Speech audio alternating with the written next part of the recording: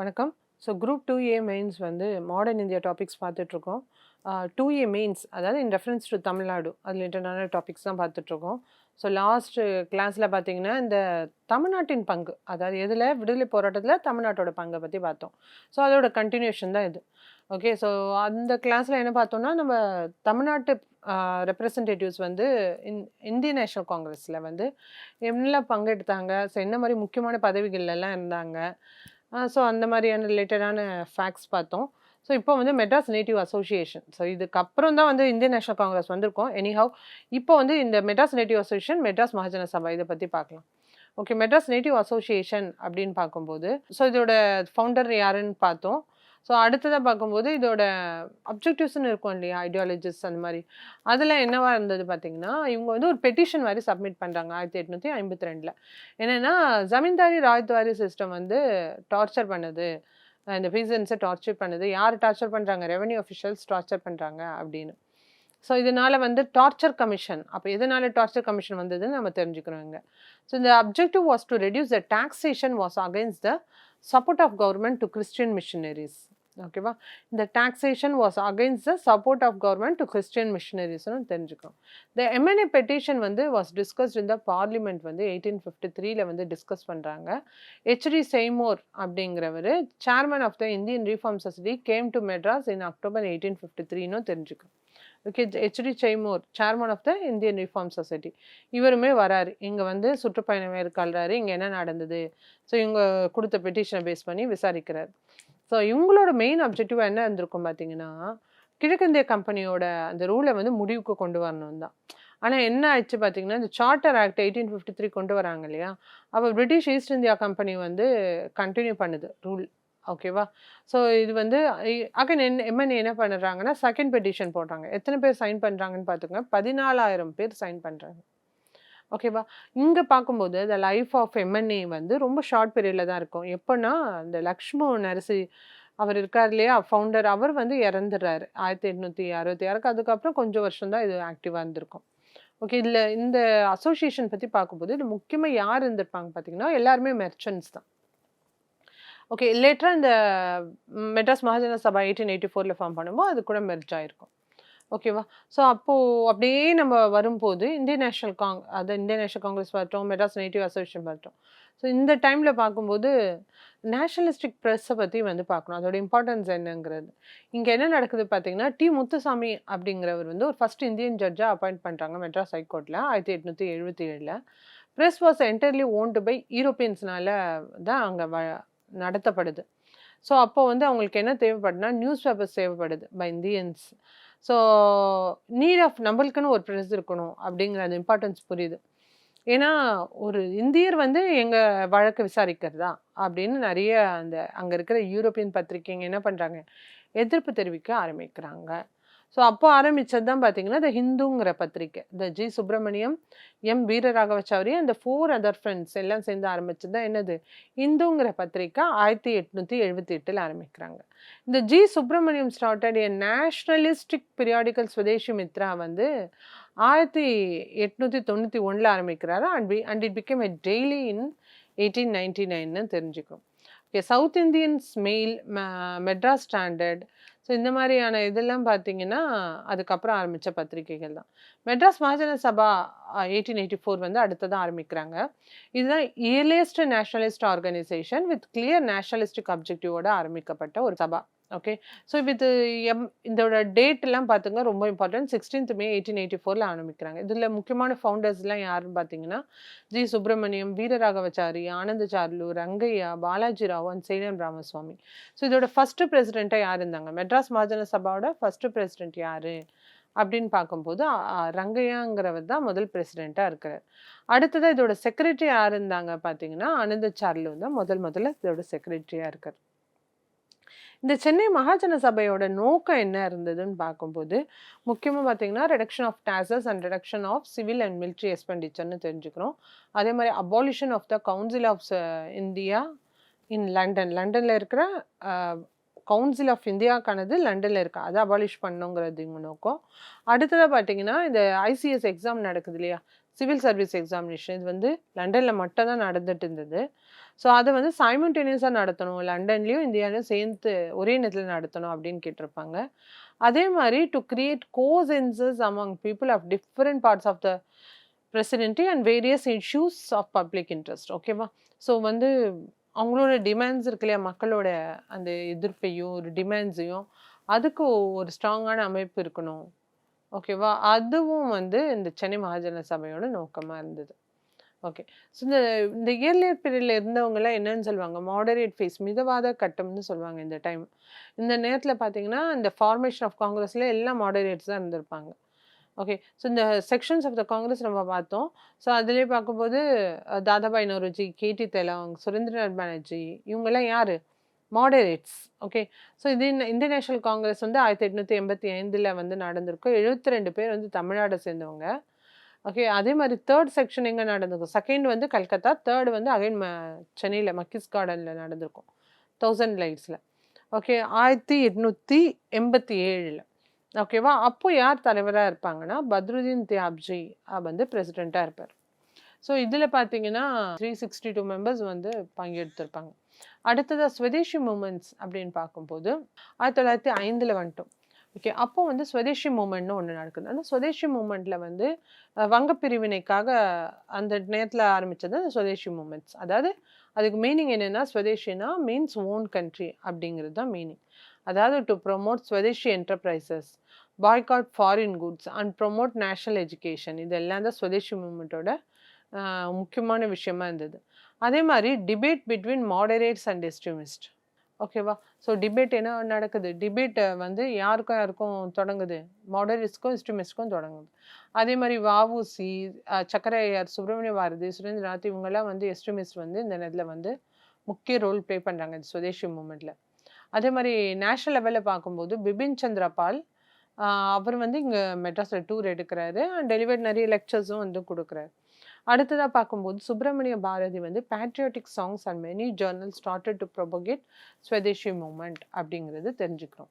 அடுத்ததாக பார்க்கும்போது Swadeshi navigation company பற்றி பார்க்கும்போது 1906 வஉசி வந்து ஒரு registered joint stock company call swadeshi steam navigation company ஆரம்பிக்கிறார். இதோட கேபிட்டல் எவ்வளோ இருக்கும் பார்த்தீங்கன்னா 10 லட்சம் இருந்திருக்கும். இல்லை வந்து 40,000 ஷேர்ஸாக வந்து டிவைட் பண்ணி ஈச் 25 ருபீஸாக வந்து, அதாவது ஒருத்தர் 25 ரூபா அப்படின்னு வந்து ஷேராக பிரித்து 40,000 ஷேர். ஓகேவா? டோட்டலாக எவ்வளோ? 10 லட்சம் வந்து இன்வெஸ்ட்மெண்ட்டோட வந்து ஆரம்பிக்கப்பட்டது தான் இந்த கம்பெனி. ஸோ 2 கப்பல் பேர் இருந்திருக்கும். So S Galilia and S Lawoe. So இது எது எதுக்குன்னா கொலம்புக்கும் தூத்துக்குடிக்கும் வந்து ட்ராவல் பண்ணியிருக்கோம். ஸோ ஸ்வதேஷி நேவிகேஷன் கம்பெனி வந்து இதோட யார் பாராட்டியிருப்பாங்க பார்த்தீங்கன்னா, லோக்மானிய திலக் பாராட்டியிருப்பார். எதில் பார்த்தீங்கன்னா அவரோட பத்திரிகை கேசரி அண்ட் மராத்தால இவரை பற்றி பாராட்டியிருப்பார். ஸோ அரவிந்த் கோஷை பற்றி பார்க்கும்போது இவர் வந்து swadeshi efforts and promotes the sale of the shares. அந்த ஷேர்ஸோட சேல்ஸ்க்காகவும் அதே மாதிரி ஸ்வதேஷி எஃபர்ட்ஸையும் பாராட்டியிருப்பார். அடுத்தது அந்த கோரல் மில் ஸ்ட்ரைக் பற்றி பார்க்கும்போது so organised public meeting to celebrate the release of the Bipin Chandra Pal வந்து தெரிஞ்சுக்கிறோம்.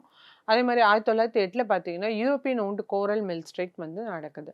So treated harshly in prison and made to pull heavy oil ப்ரெஸ்ஸுங்கிறதும் தெரிஞ்சுக்கிறோம். ஸோ அதனால தான் என்ன சொல்கிறாங்க, செக்கிழுத்த செம்மல் அப்படின்னு சொல்லுவாங்க. ஓகேவா? ஸோ வந்து அரவிந்த கோஷ் வந்து ஹெல்த் த மிலிட்ரி இன் மில் ஸ்ட்ரைக். ஸோ இந்த நேரத்தில் வஉசிக்கு என்ன நடக்குது? ரெட்டை ஆயுள் தண்டனை கிடைக்குது. சென்டென்ஸ் ஆஃப் 2 லைஃப் இம்ப்ரெசன்மெண்ட் கொடுக்குறாங்க. The news of the arrest வந்து என்னது, திருநெல்வேலி ரயாட்டே ஆரம்பிக்குது பெரிய அளவில். ஓகேவா? வஉசிக்கு கொடுமையான 2 ஆயுள் தண்டனைகள் வழங்கப்பட்டன. 1908 பார்த்தீங்கன்னா இவ்விரு தலைவர்கள் கைது செய்யப்பட்டு செய்தி பரவியதில் திருநெல்வேலி கழகம்னு வந்து நடக்குது. ஸோ சிறையில் பார்த்தீங்கன்னா இவரை வந்து செக்கிழுக்க வைக்கிறாங்க. ஸோ சிறை தண்டனை தவிர்ப்பதற்காக என்ன பண்ணுறாரு சுப்பிரமணிய பாரதி, பாண்டிச்சேரிக்கு வந்து இடம்பெயர்ந்திருக்கிறார். அடுத்ததாக பார்த்தீங்கன்னா அவரை தொடர்ந்து அரவிந்த கோஷம் வந்து சுப்பிரமணியர், வி சுப்பிரமணியர் இவங்க எல்லாருமே என்ன பண்ணுறாங்க, பாண்டிச்சேரிக்கு போயிடுறாங்க. ஓகேவா? இவங்கெல்லாம் யார் பார்த்தீங்கன்னா எக்ஸ்ட்ரீமிஸ்ட். அடுத்தது ரெவல்யூஷனரி ஆக்டிவிட்டீஸ் இன் தமிழ்நாடு அப்படின்னு பார்க்கும்போது பாண்டிச்சேரியில் வந்து ஒரு சேஃப் ஹெவன்னே சொல்லலாம் ரெவல்யூஷனரி மூமெண்ட்ஸ்க்கு. ஓகேவா? ஸோ இந்த நேரத்தில் பார்த்தீங்கன்னா ஏன் சேஃப் ஹெவன்ஸ் ஃபார் ரெவல்யூஷனரிஸ் அப்படின்னு சொல்கிறாங்க பார்த்தீங்கன்னா, அங்கே வந்து ஃப்ரெஞ்ச் ஆட்சி இருந்தது இல்லையா? ஸோ அப்போ வந்து பிரிட்டிஷோட கண்ட்ரோலில் இல்லை. ஸோ அங்கே என்ன பண்ணுறாங்க, எக்ஸ்ட்ரீமிஸ்ட் அங்கே போய் இருந்துட்டு அவங்க வந்து பிரிட்டிஷ்க்கு எதிரான செயல்களை வந்து பண்ணுறாங்க. பத்திரிகைகளுக்காக உள்ள ஐடியாலஜிஸ் ப்ரொமோட் பண்ணுறதுல அது மாதிரி விஷயங்களில் வந்து அங்கேருந்து பண்ணுறாங்க. அதனால தான் என்ன சொல்கிறாங்க, பாண்டிச்சேரியை safe haven for the revolutionaries அப்படின்னு சொல்கிறாங்க. ஸோ அடுத்ததாக பார்க்கும்போது மெனி ரெவல்யூஷன் இன் தமிழ்நாடு வந்து ட்ரெயின்ட் இந்த இந்தியன் ஹவுஸ்ங்கிற ஒரு அமைப்பு எங்கே இருக்குன்னா லண்டன்லேயும் பாரிஸ்லேயும். ஸோ இதில் தான் என்னது நிறைய தமிழியன்ஸ் வந்து ட்ரெயின் பண்ணுறாங்க. ஸோ இவங்களை பற்றி ஒவ்வொன்றா பார்க்கலாம். இந்த ரெவல்யூஷனரி ஆக்டிவிட்டிஸ்ட் இருக்காங்கல்ல, இவங்களை பற்றி ஒவ்வொன்றா பார்க்கலாம். ஸோ பார்க்கும்போது MPT Acharya, VV Subramaniar and TSS Rajan. So இவங்கெல்லாம் பார்த்தீங்கன்னா ஒரு முக்கியமான ப்ராமினென்ட் அமாங் தம் அப்படின்னு தெரிஞ்சுக்கிறோம். ஓகேவா. லேட்டராக பார்த்தீங்கன்னா ரேடிக்கல் நியூஸ் பேப்பர்ஸ் வந்து இந்தியா, விஜயா, அதே மாதிரி வந்து சூரியோதயம். ஸோ இதெல்லாம் வந்து எங்கேருந்து வருது, கேம் அவுட் ஆஃப் பாண்டிச்சேரியிலேருந்து வருது. ஓகேவா. அடுத்ததாக தெர் ஆக்டிவிட்டீஸ் இன் பாண்டிச்சேரி பார்க்கும்போது intensified with arrival of Aurobindo Ghosh, VV Subramaniar in 1910ங்கிறதும் நம்ம தெரிஞ்சுக்கிறோம். ஓகே. ஸோ தமிழ்நாட்டில் வந்து தேசிய போராளிகள் எப்படி இருந்தாங்க, போராளிகள் ரெவல்யூஷனரி ஆக்டிவிட்டிஸ்ன்னு பார்க்கும்போது அந்த போராளிகளை பற்றி தான் படிக்க போகிறோம்.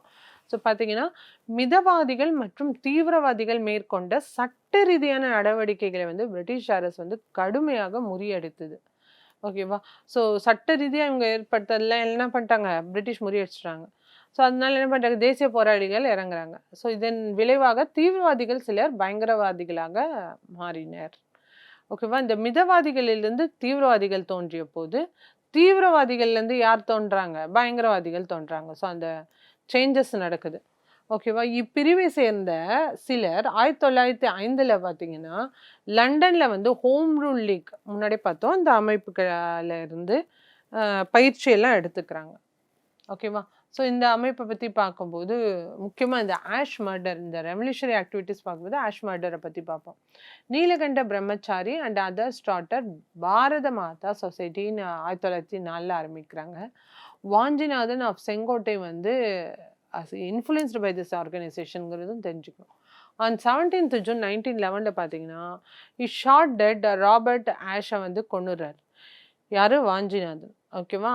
இந்த ராபர்ட் ஆஷுங்கிறது யாருன்னா இவர் is a collector of Tirunelveli. ஓகேவா. மணியாச்சி ஜங்ஷனில் வச்சு கொண்டுடுறாங்க. So after this is shot, அதை அவரை கொண்டுட்டு இவருமே தன்னை சுட்டுட்டு இறந்துடுறாரு. அடுத்ததாக இந்த ரெவல்யூஷன் ஆக்டிவிட்டிஸ் பார்க்கும்போது செண்பகராமன். ஸோ இவர் முழுமையாக வந்து தமிழ்நாட்டிலேயோ இல்லை இந்தியாவில் இருந்தாருன்னா கிடையாது. ஸோ நாஞ்சில் பகுதியை சேர்ந்தவர், இவருடைய பூர்வீகம்.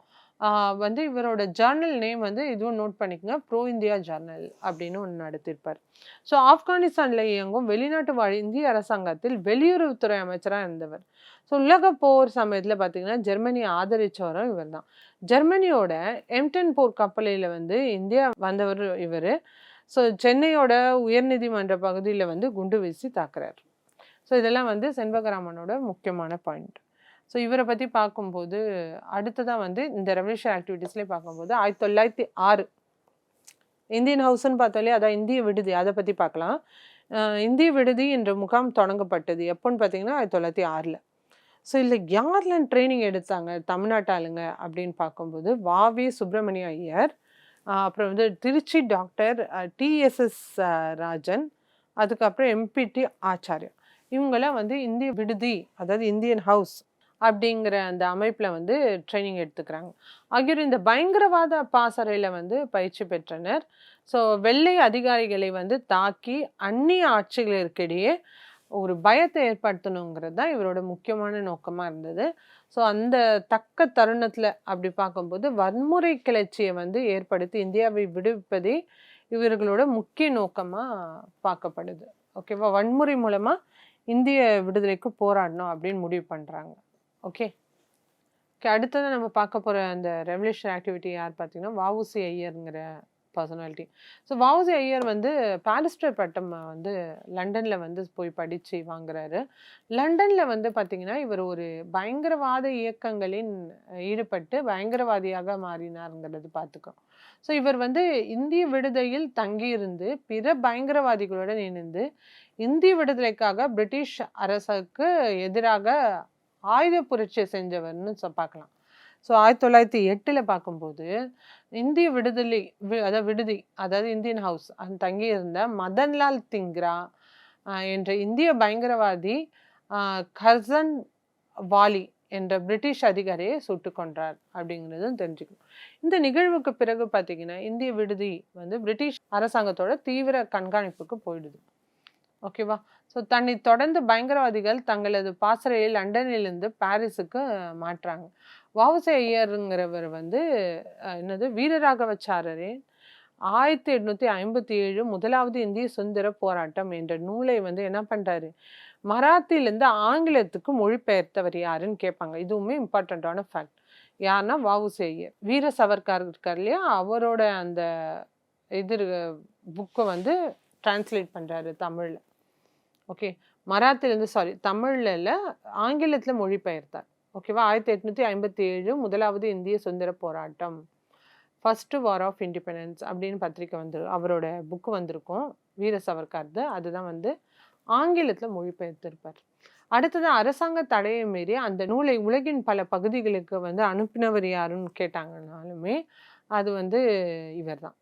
ஸோ ஓகே, அடுத்ததான் பார்க்கும்போது தியாக பலிக்கு வந்து ஆயத்தமாகுங்கள், பாரத மாதா அழைக்கிறாள், இப்படிலாம் சொன்னவர் யாரு? ஸோ இவர் தான் விவிசி தான் சொன்னார். ஸோ அடுத்ததாக பார்க்கும்போது ஐயர் வந்து பார்த்தீங்கன்னா 1857க்கு திரும்புகிறது அப்படின்னு சொல்லி ஒரு வாசகத்தையும் சொல்கிறாரு. துண்டு பிரச்சுரங்கள் புத்தகங்களையும் கொண்ட பெட்டி ஒன்றை வந்து வஉசி ஐயர் எங்கே அனுப்புகிறாரு, பாண்டிச்சேரிக்கு அனுப்புகிறாரு. அடுத்ததா 1910 பார்க்கும்போது அவர் ரஷ்யாவுக்கு சென்று வந்து வெடிகுண்டு தயாரிக்கும் முறையை கற்றுக்கொண்டார். எங்கே போய் கற்றுக்கிறாரு? ரஷ்யாவுக்கு போய் 1910 வந்து கற்றுக்கிறார். ஓகேவா? பின்னர் வந்து பார்த்தீங்கன்னா புதுவைக்கு வந்து தஞ்சம் புகுந்தார். ஸோ புதுவையில் பார்த்தீங்கன்னா அவர் வந்து என்ன ஆரம்பிச்சிருப்பார், தர்மாலயம் என்ற அமைப்பையும் வந்து நிறுவியிருப்பார். அந்த அமைப்பின் மூலம் பயங்கரவாத புரட்சியாளர்களுக்கு குத்துச்சண்டை, மல்யுத்தம், கத்தி சண்டை, துப்பாக்கி சுடல் போன்றவற்றையும் வந்து பயிற்சி கொடுத்தவர் யாருன்னு பார்த்தீங்கன்னா இவர் தான். ஓகேவா? அடுத்ததாக பார்த்தீங்கன்னா புதுவையில் தங்கியிருந்து மற்றொரு தமிழ்நாட்டு பயங்கரவாதியான நீலகண்ட பிரம்மச்சாரியை சந்திக்க வந்த இளைஞர் வாஞ்சிநாதனுக்கு ப்ரௌனிங் அப்படிங்கிற அந்த பத்திரிகை இது இருக்கு இல்லையா, கைத்துப்பாக்கி, ஸோ அதில் வந்து சுடும் பயிற்சி கொடுத்தவரும் யார் பார்த்தீங்கன்னா வஉசி ஐயர் தான். ஓகேவா? ஸோ அடுத்ததாக பார்க்கும்போது இந்த திருநெல்வேலி சதி வழக்குன்னு இந்த டைமில் 1911 to 14 வரைக்கும் நடந்திருக்கு. அதாவது இந்த ஆஷ் கொலைக்கு பின்னால் வந்து சதி இருப்பதாக பிரிட்டிஷ் நினைச்சு என்ன பண்ணுறாங்க, வாஞ்சிநாதனோட வீடை வந்து சோதனை செய்ய ஆரம்பிக்கிறாங்க. அப்போ திருவாங்கூர் சமஸ்தானத்தின் புலனூர், சரி நம்ம இதுவே பார்த்தோம். ஓகேவா? ஸோ புலனூரை சேர்ந்த கிரிமினல் வக்கீல் வந்து வெங்கடேஸ்வர ஐயர் ஸோ விசாரணைக்கு அஞ்சு தற்கொலை செய்து கொண்டார் அப்படின்னும் நம்ம தெரிஞ்சுக்கிறோம். அதே போல் வந்து கைது செய்யப்பட்ட செங்கோட்டை தர்மராஜ் ஐயரும் தற்கொலை செய்து கொள்கிறார். ஸோ நெல்லை மாவட்டத்தை சேர்ந்த ஒட்டப்பிடாரம் மாடசாமி பிள்ளை தலைமறைவாகிறார்.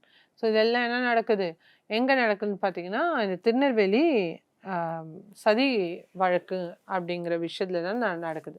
ஸோ இதில் சிறப்பு அதிகாரியாக யார் போடுறாங்கன்னா ஆஷ் கொலையும் அதனுடன் தொடர்புடைய சதியையும் விசாரிக்க தாம்பே அப்படிங்கிறவர் வந்து சிறப்பு அதிகாரியாக நியமிக்கிறாங்க. ஓகேவா? அடுத்ததாக நம்ம பார்க்க போகிற பர்சனாலிட்டி யார் பார்த்தீங்கன்னா நீலகண்ட பிரம்மச்சாரி. ஸோ ஆஷோட கொலை வழக்கில் பார்த்தீங்கன்னா நீலகண்ட பிரம்மச்சாரி குற்றவாளியாக கருதப்பட்டு எத்தனை ஆண்டுகள் சிறை தண்டனை தராங்க, 7 ஆண்டுகள் சிறை தண்டனை தராங்க.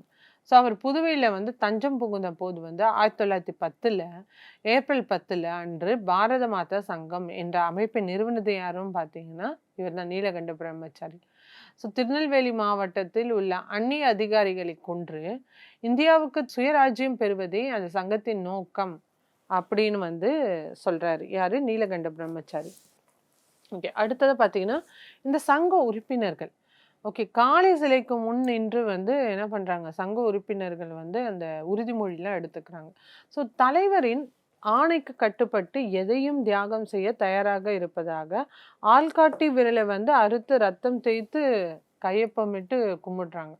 நீலகண்ட பிரம்மச்சாரி அந்த உறுதிமொழி எடுத்துக்கிறாங்க. அந்த அளவுக்கு வந்து ரெவல்யூஷன் ஆக்டிவிட்டி அதிகமாக இருந்தது. நீலகண்ட பிரம்மச்சாரியை பற்றி பார்க்கும்போது தலைமையில் இயங்கிய பயங்கரவாத புரட்சி படை பார்த்தீங்கன்னா ஐரோப்பா நாடுகள்லேருந்து ஆலோசனை, ஆயுத உதவி, பொருள் உதவி ஆகியெல்லாம் வந்து இவங்களுக்கு கிடைக்குது நீலகண்ட பிரம்மச்சாரி. ஸோ லேட்டராக பார்த்தீங்கன்னா புதுவையில் அவர் வந்து சூரிய உதயம் அப்படின்ற ஒரு பத்திரிகையும் நடத்துறாரு. ஸோ புதுவையில் என்ன பண்ணுறாரு, சூரிய உதயம் அப்படின்னு ஒரு பத்திரிகை நடத்துகிறாரு. வாஞ்சிநாதன் வந்து ஆஷை சுட்டு கொள்வதற்கு முன்பு புதுவை வந்து நீலகண்ட பிரம்மச்சாரியை சந்தித்தார் அப்படின்னு ஒரு இதுவும் இருக்கு. வாஞ்சிநாதன் தான் வந்து ஆஷை கொண்டார்னு தெரியும். அது சுடுறதுக்கு முன்னாடி நீலகண்ட பிரம்மச்சாரியை சந்திச்சார் அப்படின்னு சொல்றாங்க. நீலகண்ட பிரம்மச்சாரி மீது சாட்டப்பட்ட ஆஷ் கொலை குற்றம் நிரூபிக்கப்பட்டதாக கூறி அவருக்கு எத்தனை வருஷம் வந்து தண்டனை வழங்கப்படுது பார்த்தீங்கன்னா 7 ஆண்டுகள் வந்து சிறை தண்டனை வழங்கப்படுது. அவர் 2 ஆண்டு காலம் வந்து சிறையில் இருந்த பின் 1914 பார்த்தீங்கன்னா பெல்லோரி சிறையிலேருந்து தப்பி ஓடி போயிடுறார். ஸோ இவர் வந்து ஆனால் அந்த 2 நாட்களுக்குள் பார்த்தீங்கன்னா தர்மாவரம் புகை வண்டி நிலையத்தில் வந்து பிடிபட்டார் அப்படிங்கிறது தெரிஞ்சுக்கிறாங்க. 2 நாட்களுக்குள்ளே பிடிபட்டார். ஓகேவா. நீலகண்ட பிரம்மச்சாரி பற்றி பின்னாட்கள் அவரோட வாழ்க்கையை பற்றி பார்க்கும்போது பின்னாட்களில் பார்த்தீங்கன்னா இவர் கம்யூனிஸ்டாக மாறிடுறார். ஓகேவா. ஸோ அதே மாதிரி பார்க்கும்போது இவரோட வங்காள போராட்டத்தில் வந்து ஈடுபடுறாரு. அந்த வங்காள பிரிவினை இருக்குல்ல அந்த நேரத்தில் வந்து ஈடுபடுறாரு. 1922 வந்து பார்த்தீங்கன்னா 22ல் 10 ஆண்டு கால சிறை தண்டனையை வந்து பெற்றவரும் யார் பார்த்தீங்கன்னா இந்த நீலகண்ட பிரம்மச்சாரி தான். ஓகேவா. ஸோ வ.உ.சி. ஐயர் சேரன்மா தேவியின் பரத்வாஜ ஆசிரமம் நிறுவியது போல நீலகண்ட பிரம்மச்சாரியும் என்ன பண்றாரு, கர்நாடகத்துல வந்து நந்திமலைன்னு ஒரு ஆசிரத்தை வந்து அமைக்கிறார். ஓகே. ஸோ அவர் அமைதியான வாழ்க்கை வாழ்ந்து 82 வயசுல வந்து இறந்து போறார். ஓகேவா. ஸோ பரத்வாஜ ஆசிரமம். ஸோ ரெவல்யூஷனரி அந்தவங்கெல்லாம் பின்னாட்களில் என்ன பண்ணுறாங்க, ஆசிரமம் வந்து தொடங்கிடுறாங்க. ஓகேவா. ஸோ இதெல்லாம் நீலகண்ட பிரம்மச்சாரிக்கான அந்த ஃபேக்ட்ஸ், இம்பார்ட்டன்ட் ஃபேக்ட்ஸ். அதே மாதிரி நம்ம வ.உ.சி. ஐயர் பார்க்கும்போது அவருமே என்ன பண்ணுறாரு, என்ன அமைப்ப ஆரம்பிச்சிடறாரு, தர்மாலயம் அப்படின்னு அமைப்ப ஆரம்பிச்சிடறாருன்னு பார்க்குறோம். ஓகேவா. ஸோ இதெல்லாம் இம்பார்ட்டண்ட்டான ஃபேக்ட்ஸு. ஸோ லேட்டராக பார்த்தீங்கன்னா பரத்வாஜஸ் ஆசிரமம் அதுவுமே பார்த்துக்கணும். அடுத்ததாக பார்த்தீங்கன்னா மாடசாமி, இவருமே ஒரு ரெவல்யூஷனரி ஆக்டிவிஸ்ட் தான். ஸோ ஒட்டப்பிடாரத்தில் பிறந்த மாடசாமி வந்து வ.உ.சி. சிதம்பரம் பிள்ளை அவர்களின் பலகரமாக இருந்தவர் தான் மாடசாமி. ஸோ இவர் வந்து என்ன பண்ணுறாருன்னா சட்டப்பூர்வமாக நடத்தப்பட்ட சுதேசி கிளர்ச்சியில் வந்து பங்கெடுத்தார் அப்படின்னு தெரிஞ்சுக்கிறோம். பின்னர் பார்த்தீங்கன்னா வாஞ்சிநாதன் சார்ந்திருந்த பயங்கரவாத படையிலும் வந்து இவர் சேர்றார். ஸோ இவரது வீட்டு பொருட்களும் நிலங்களும் பறிமுதல் செய்யப்பட்டன்னு தெரிஞ்சுக்கிறோம். ஒட்டப்பிடாரம், மாடசாமி, பாண்டிச்சேரி, சிங்கப்பூர் வழியாக வந்து எங்கே போகிறாரு, ஜெர்மனிக்கு வந்து சென்றதாக கண்டுபிடிக்கப்படுகிறது.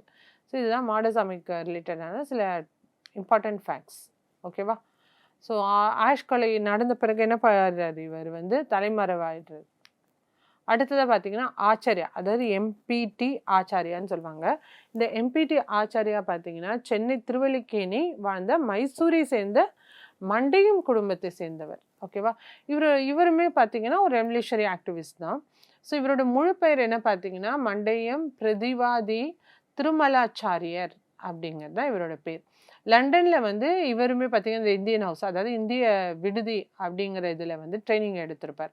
வ.உ.சி. ஐயர், டி.எஸ்.எஸ். ராஜன் ஆகியோருடன் தங்கி பயங்கரவாத இந்த முகாமில் வந்து இருந்து ட்ரைனிங் அந்த புரட்சி நடவடிக்கைகளில் ஈடுபட்டான்னு தெரிஞ்சுக்கிறோம். ஸோ தூத்துக்குடி குருநாத ஐயர், டாக்டர் செண்பகராமன் ஆகியோர் இணைந்து அந்த பெர்லின் அப்படிங்கிற முகாமில் இருந்து புரட்சியாளர்களை பெரும் செல்வாக்கு பெற்றார் அப்படிங்கிறதும் தெரிஞ்சுக்கிறோம். பட்டதாரியான ஆச்சாரியா அப்படி பற்றி பார்க்கும்போது பெர்லின் முகாமிலிருந்து செயல்பட்டு பயங்கரவாத ஆயுத புரட்சி வழியாக இந்தியாவை அந்நிய ஆதிக்கத்திலிருந்து விடுவிக்க முயன்றவர் அப்படின்னும் யார் பார்த்தீங்கன்னா ஆச்சாரியா தான், எம்பிடி ஆச்சாரியான்னு சொல்லுவாங்க. ஓகேவா. ஸோ பட்டதாரியான ஆச்சாரியா பெர்லின் முகாமிலிருந்து செயல்பட்டு பயங்கரவாத ஆயுத புரட்சி வழியாக இந்தியாவை அந்நிய ஆதிக்கத்திலேருந்து மீட்டுலான்னு நினைக்கிறார். ஓகேவா. ஸோ இதெல்லாம் வந்து பார்த்தீங்கன்னா தமிழ்நாட்டில் நடந்த அந்த இந்தியன் நேஷனல் காங்கிரஸ் பார்த்தோம், மெட்ராஸ் நேட்டிவ் அசோசியேஷன் பார்த்தோம், மெட்ராஸ் மகாஜன சபா பார்த்தோம், ஸோ மாடரேட்ஸ் பற்றி பார்த்தோம், எக்ஸ்ட்ரீமிஸ்ட் பற்றி பார்த்தோம், ரெவல்யூஷனரி ஆக்டிவிட்டீஸ் அப்படின்னு பார்க்கும்போது அவங்கள அந்த இதில் பங்கெடுத்த முக்கியமான பர்சனாலிட்டிஸை பற்றி பார்த்தோம். அடுத்ததான் நம்ம பார்க்க போகிறது யாருன்னு பார்த்தீங்கன்னா ஆனி பெசன்ட் அந்த ஹோம் ரூல் மூவ்மெண்ட். ஓகேவா. ஸோ ஆனி பெசன்ட் அப்படின்னு பார்க்கும்போது மாடரேட்ஸ் வந்து மின்டோ மார்லி ரீஃபார்ம்ஸ்னால டிஸப்பாயிண்ட் ஆகிடுறாங்க. ஏன்னா இது வந்து ஒரு ரெஸ்பான்சிபிள் கவர்மெண்ட்டை ப்ரொவைட் பண்ணல. Despite this Congress extended that support to the British in world war. So இவ்வளோ நடந்துமே என்ன பண்ணுது காங்கிரஸ், வேர்ல்டு வார் 1 பார்த்தீங்கன்னா சப்போர்ட் பண்ணுறாங்க பிரிட்டிஷ்க்கு. ஓகேவா? ஸோ ஆனி பெசன்ட் வந்து ஒரு Irish lady. So leader of theosophical society. முன்னாடி பார்த்தோம் ஹெச்எஸ் கால்ட்டோட மறைவுக்கு பின் அது தியோசபிக்கல் சொசைட்டியோட தலைவர் ஆகுறாங்க. அதே மாதிரி ஹோம் ரூல் மூமெண்ட் அப்படின்னு ஒன்று வந்து இன்ட்ரடியூஸ் பண்ணுறாங்க. அந்த மாடல் ஆஃப் எந்த மாடலை பேஸ் பண்ணி அப்படின்னு பார்க்கும்போது ஐரிஷோட ஹோம் ரூல் லீக்கை பேஸ் பண்ணி இங்கே வந்து ஆரம்பிக்கிறாங்க. இது வந்து பார்த்திங்கன்னா 1916 carry demand for home rule all over the country. ஓகேவா? ஹோம் ரூல் வேணும். ஓகேவா? ஆல் ஓவர் த கண்ட்ரி எங்களுக்கு ஹோம் ரூல் வேணும் அப்படின்னு ஆரம்பிக்கப்பட்டது தான். அடுத்ததாக பார்த்திங்கன்னா இந்த ஹோம் ரூல் மூமெண்ட்டில் வேறு யார் முக்கியமான தலைவராக இருந்தாங்க அப்படின்னு பார்க்கும்போது அருந்ததி, பிபி வாடியா, சிபி ராமசுவாமி இவங்கெல்லாம் முக்கியமான தலைவர்களாக இருக்கிறாங்க. ஆனி பெசன்ட்டை பற்றி பார்க்கும்போது ஆனி பெசன்ட் வந்து ஒரு நியூஸ் பேப்பர் நடத்துகிறாங்க. நியூ இந்தியா காமன்வெல்ங்கிற பத்திரிக்கை. அதே மாதிரி better bullock carts and freedom than train relax with subjection. அதாவது இந்த எருமைகளுடன் கூடிய அந்த இது பூட்டப்பட்ட அந்த இதுவே பெட்டருன்றாங்க. அதிநவீன வசதிகளுடன் கூடிய ரயிலை விட சுதந்திரத்துடன் கூடிய அந்த மாட்டு வண்டியை வந்து சிறந்தது அப்படின்னு சொல்லியிருப்பாங்க. ஓகேவா? அதே மாதிரி பார்த்தீங்கன்னா இவங்க ப்ரெஸ் ஆக்ட் ஆஃப் 1910 அது கீழே வந்து ஆனி பெசன்ட்டை வந்து ஒரு ஹெவி ஃபைன் வந்து பே பண்ண சொல்கிறாங்க. யார்? பிரிட்டிஷர்கள். ஓகேவா? பிணை தொகையாக பெருமளவு பணத்தை வந்து செலுத்தபடி அறிவுறுத்தப்பட்டார். ஆனி பெசன்ட் வந்து சில பத்திரிகையில் புக்ஸ் ஜேர்னல்ஸ் எழுதியிருப்பாங்க. லைக் பார்த்தீங்கன்னா விடுதலை பெற இந்தியா எப்படி துயருற்றது, how India wrought for freedom. அடுத்தது இந்தியா ஒரு தேசம், இந்தியா எ நேஷன் அப்படிங்கிற 2 புத்தகங்களை வந்து சுயாட்சி குறித்து எழுந்தவங்க, துண்டு பிரச்சுரமாக வந்து வெளியிட்டவங்க எழுதி அப்படின்னா ஆனி பெசன்ட்டை தான் சொல்லணும். ஓகே. அடுத்ததாக பார்க்கும்போது இந்த நிறைய ஸ்டூடெண்ட்ஸ் என்ன பண்ணியிருப்பாங்க, இந்த ஹோம் ரூல் இந்த மாஸ் மூமெண்ட்டில் அதிகமாக பங்கெடுத்தவங்க யார் பார்த்தீங்கன்னா ஸ்டூடெண்ட்ஸ் தான். ஓகேவா? ஸோ இவங்க யார் பார்த்தீங்கன்னா formed into boys squads and voluntary குரூப்பாக இருந்தவங்கெல்லாம் இதில் அதிகமாக பங்கெடுத்துக்கிறாங்க. ஆனி பெசன்ட் அவங்களோட ஃபாலோவர்ஸ் வந்து prohibited from making public speeches. Okay, அவங்கள ப்ரொஹிபிட்டும் பண்ணுறாங்க. ஆனி பெசன்ட் வந்து was elected as the president of the Congress செக்ஷனை எப்போது எலெக்ட் பண்ணுறாங்க பார்த்தீங்கன்னா 1917 வந்து ஆஃப்டர் அவங்கள அரெஸ்ட் பண்ணி உள்ளே வைக்கிறாங்களா, அதுக்கப்புறம் காந்தி அவரோட சீடர்கள் அவங்களோட முயற்சி முன்னால் பார்த்தீங்கன்னா விடுதலையும் பண்ணுறாங்க. ஆனால் அவங்க வந்தோன்னா அவங்க ஹானர் பண்ணும் விதமாக காங்கிரஸ் வந்து அவங்களுக்கு பிரசிடென்ட் போஸ்ட் 1917 கொடுக்குறாங்க. ஸோ இந்த members of the home rule movement பார்த்தீங்கன்னா இந்த பிபி வாடியா வந்து played a key role in organising the working classes by forming trade unions. ஓகேவா? ஸோ இந்த ஹோம் ரூல் மூவ்மெண்ட் வந்து இந்த வாடியா எல்லாம் இருக்கார் இல்லையா, அவர்லாம் வந்து பார்த்தீங்கன்னா பிபி வாடியா, அருந்தலையெல்லாம் பார்த்தோம் இல்லையா ஹோம் ரூல் மூவ்மெண்ட்டில், அவங்களாம் பார்த்தீங்கன்னா இந்த ஒர்க்கிங் கிளாஸஸ்க்கான இந்த ட்ரேட் யூனியன்ஸ்க்காக இந்த ஆர்கனைசேஷன்லாம் ஃபார்ம் பண்ணியிருப்பாங்க. Okay, they succeeded in improving the working condition. இது மூலமாக என்ன பண்ணுறாங்க, இந்த லேபர்ஸோட ஒர்க்கிங் கண்டிஷனை இம்ப்ரூவ் பண்ணுறாங்க and made them part of the freedom ஸ்ட்ரகிளாக வந்து மாற்றுறாங்க. The rise of the Gandhi as national leader, Annie Besant and the home Rule League வந்து என்ன ஆகுது, அப்படியே மறைஞ்சு போயிடுது. ஸோ 1917 வந்து இவங்களை பிரசிடென்ட் ஆக்குறாங்களா, அதுக்கப்புறம் வந்து 1919 ஆக்டில் என்ன சொல்கிறாங்கன்னா நாங்கள் ஹோம் ரூல் தரோம் அப்படின்னு வாய் அளவுக்கு தான் வந்து அஷூரன்ஸ் கொடுக்குறாங்க. அதை நம்பி அதுக்கப்புறம் வந்து ஆனி பெசன்ட் வந்து பெரிய அளவில் வந்து எந்த மாஸ் மூமெண்ட்டும் எதுவும் கொண்டு வந்திருக்க மாட்டாங்க. ஸோ அதோட என்ன ஆகுது பார்த்தீங்கன்னா இந்த தியோசபிக்கல் சொசைட்டி வந்து மறைஞ்சு போயிருக்கும். ஓகேவா? ஸோ இதோட வந்து பார்த்தீங்கன்னா நம்ம தியோசபிக்கல் சொசைட்டி வரைக்கும் பார்த்துருக்கோம் அதை. ஓகே, இந்த 1919 வரைக்கும் வந்து விடுதலை போராட்டத்தில் தமிழ்நாட்டோட பங்கு அப்படின்னு பார்க்கும்போது 1919 தியோசபிக்கல் சொசைட்டி வரைக்கும் பார்த்துருக்கோம். ஓகே, இதோட கண்டினியூஷன் அடுத்த கிளாஸில் பார்க்கலாம். இது வந்து குரூப் 2A மெயின்ஸோட ரிவிஷன் தான் பார்த்துட்ருக்கோம். அடுத்த கிளாஸில் பார்க்கலாம். தேங்க்யூ.